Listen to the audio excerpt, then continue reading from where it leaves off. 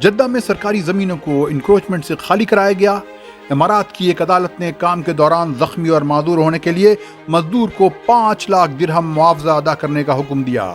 Kuwait میں ایک professor کو دہشت گردی کی مالی مدد کے جرم میں سزا ہوئی۔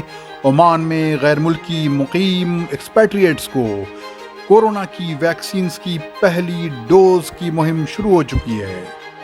اور سب سے بڑی خبر، سعودی عرب میں ماسک لگانے اور فزیکل ڈسٹینسنگ کی پابندیاں بڑی حد تک ختم کر دی گئی ہیں۔ اس کی تفصیل بعد میں، اس سے پہلے کچھ اور خبریں۔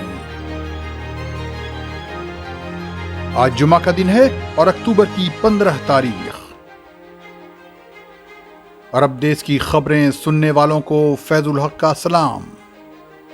جدہ میں سرکاری زمینوں پر قبضے اور غیر قانونی تعمیرات یا انکروچمنٹس ہٹانے کے لیے مہم چلائی گئی اور مجموعی طور پر 50,000 مربع میٹر جگہوں پر سے قبضے خالی کرا لیے گئے۔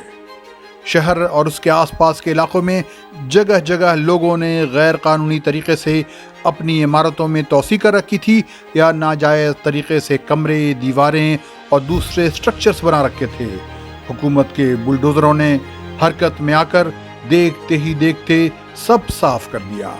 سعودی کسٹمز نے ریاض کے ملک خالد انٹرنیشنل ہوائی اڈے اور جدہ کی اسلامی بندرگاہ پر 1.5 کلو سے زیادہ کوکین کی اسمگلنگ کی کوشش ناکام بنا دی۔ ریاض آنے والی ایک فلائٹ میں شبہ کی بنیاد پر ایک مسافر کی تلاشی لی گئی اور اس کی جانچ کی گئی تو اس کی آنتوں میں 91 کوکین کے کیپسولز پائے گئے، جس میں کوکین کی مقدار 855 گرام تھی۔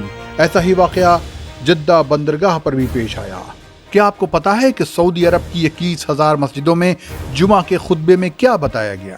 خطیبوں اور ائمہ نے آج جمعہ کے خطبے میں لوگوں کو کمرشل فراڈ یعنی تجارت یا بزنس کے کسی کام میں دھوکہ دھڑی یا فراڈ کرنے کے خلاف ہدایات دیں اور کہا کہ اللہ کا حکم ہے کہ اچھے اور خیر کے کاموں میں ایک دوسرے کا ساتھ دیں اور گناہ کے کاموں میں نہیں۔ اب چلتے ہیں سعودی عرب کی سب سے بڑی خبر کی طرف۔ سعودی عرب نے کورونا کی وبا میں کمی کو پیش نظر رکھتے ہوئے ماسک پہننے اور فزیکل ڈسٹینسنگ کے قواعد و ضوابط میں آسانی پیدا کر دی ہے۔ ملک کی انٹیریئر منسٹری نے کہا ہے کہ اب کھلی جگہ پر ماسک پہننا لازمی نہیں ہوگا، لیکن بند جگہ پر ماسک ضرور پہنیں۔ جن لوگوں نے کورونا کی دونوں ویکسینز لے لی ہیں انہیں مزید سہولتیں دی گئی ہیں اور بعض پابندیوں سے آزاد کر دیا گیا ہے۔ اب وہ مسجد میں پوری طرح آ جا سکتے ہیں، لیکن وہاں جانے والے اور کام کرنے والوں کو ماسک پہننا ہوگا۔ مسجد پوری طرح بھر سکتی ہے، اس پر کوئی پابندی نہیں، لیکن حرم مکی میں داخلے یا عمرہ و نماز کے لیے پہلے سے توکلنا اور اعتمرنا ایپس پر رجسٹر کرنا لازمی ہے تاکہ وہاں کی تعداد کو کنٹرول میں رکھا جا سکے۔ مسجد نبوی میں نمازی نماز کے اوقات میں آ سکتے ہیں، انہیں اور جو وہاں کام کرتے ہیں انہیں ماسک پہننا لازمی ہے۔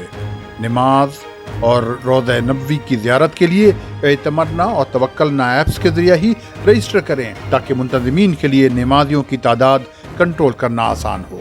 اسی طرح تمام جگہوں پر جن میں لوگوں کے ملنے جلنے، گھومنے پھرنے، پبلک پلیسز، ٹرانسپورٹ، ریستوراں اور سینما ہالوں میں اب فزیکل ڈسٹینسنگ یعنی ایک دوسرے سے دوری بنائے رکھنے کی ضرورت نہیں۔ جن لوگوں نے دونوں ویکسینز لے رکھی ہیں وہ شادی بیاہ اور دیگر تقریبات میں یا ہالس میں جتنی تعداد میں چاہیں شرکت کریں، اب کوئی پابندی نہیں، لیکن چونکہ ایسی جگہوں پر ہر مزاج اور عادات کے لوگ ہوتے ہیں، ذاتی طور پر احتیاط برتنا ہی بہتر ہے۔ اس طرح کی تقریبات منعقد کرنے پر بھی کوئی پابندی باقی نہیں رہی۔ جن لوگوں نے دونوں ویکسینز لے لی ہیں وہ اب نارمل زندگی گزاریں اور تمام جگہوں پر جہاں چاہیں آئیں جائیں، لیکن وہ لوگ جو کسی وجہ سے ویکسینز لینے سے ایگزمپٹ رکھے گئے ہیں وہ پہلے کی طرح کی پابندیوں کا خیال رکھیں اور توکلنا ایپس کا استعمال کریں اور ماسک بھی پہنیں۔ لیکن ان جگہوں پر جہاں کی ہیلتھ کنڈیشنز کے بارے میں وہاں آنے جانے والوں کی وجہ سے کوئی بات یقینی نہیں، وہاں فزیکل ڈسٹینسنگ یعنی ایک دوسرے سے دوری بنائے رکھنا ہوگا اور ماسک بھی پہننا ہوگا۔ سعودی انٹیریئر منسٹری نے صاف الفاظ میں یہ بھی کہا ہے کہ سرکاری اور پرائیویٹ سیکٹر کے تمام ادارے اپنے یہاں اس بات کو یقینی بنائیں کہ وہاں کسی قسم کی بے احتیاطی نہ ہو اور اس کے لیے توکلنا ایپس بھی استعمال کریں، لیکن ہیلتھ منسٹری ملک میں وبا کی صورتحال پر نظر رکھے گی اور ضروری پابندیاں عائد کرتی رہے گی یا اٹھاتی رہے گی، لہذا باخبر بھی رہیں۔ اگر آپ سعودی عرب، امارات، کویت، بحرین، قطر میں رہتے ہیں تو عرب دیس کو سبسکرائب کر لیں اور ساتھ ہی گھنٹی کے بٹن پر کلک بھی کر دیں۔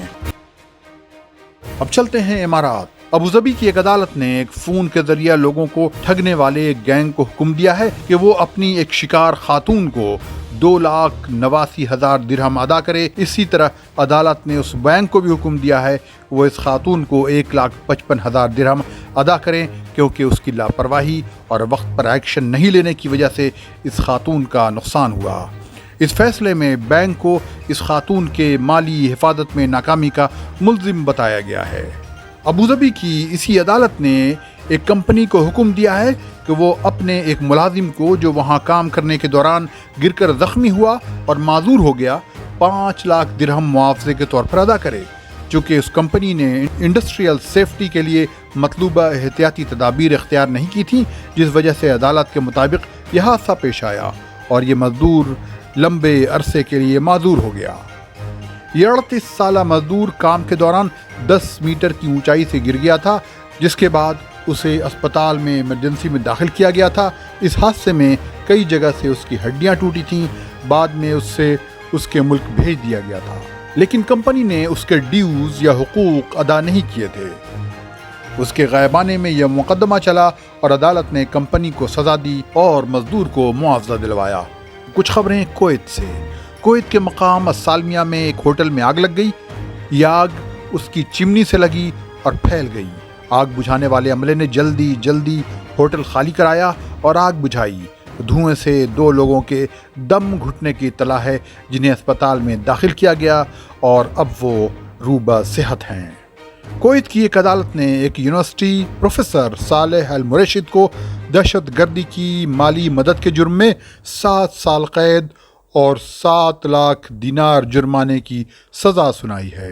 ان پر الزام ہے کہ انہوں نے براہ راست یا بالواسطہ دہشت گردی کی مالی مدد کی اور وہ شام میں ایک دہشت گرد تنظیم جبہت النصرہ کی مالی مدد کرتے رہے تھے، جس کا تعلق القاعدہ سے بتایا جاتا ہے۔ اب چلتے ہیں عمان۔ سلطنت عمان کے دارالحکومت مسقط کے مقام الخوض میں ایک عمارت میں آگ لگ گئی۔ آگ بجھانے والے عملے نے پہلے اس عمارت سے ہائپربولک سیڑھی کی مدد سے 10 لوگوں کو نکالا اور آگ پر قابو پایا۔ ان 10 لوگوں کو کوئی نقصان نہیں پہنچا اور وہ صحت مند ہیں۔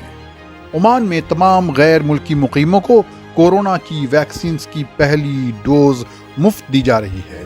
آکسفورڈ ایسٹرازینیکا کی اس ڈوز کے لیے ان تمام لوگوں کو ترصد ایپ کے ذریعہ پہلے رجسٹر کرنا ہوگا اور اپوائنٹمنٹ لینا ہوگا۔ یہ سلسلہ 22 اکتوبر سے ہی شروع ہو چکا ہے۔ اگر آپ نے اب تک ویکسینز نہیں لی ہیں تو تاخیر نہ کریں۔ ظفار کے مقام سلالہ کے جریزز پونڈ میں ڈوبنے سے ایک عمانی کی موت ہو گئی۔ جب سول ڈیفنس کے محکمے کو اس کی اطلاع ملی تو اس نے لاش پانی سے نکالی۔ اس بلٹن میں بس اتنا ہی۔ خدا حافظ۔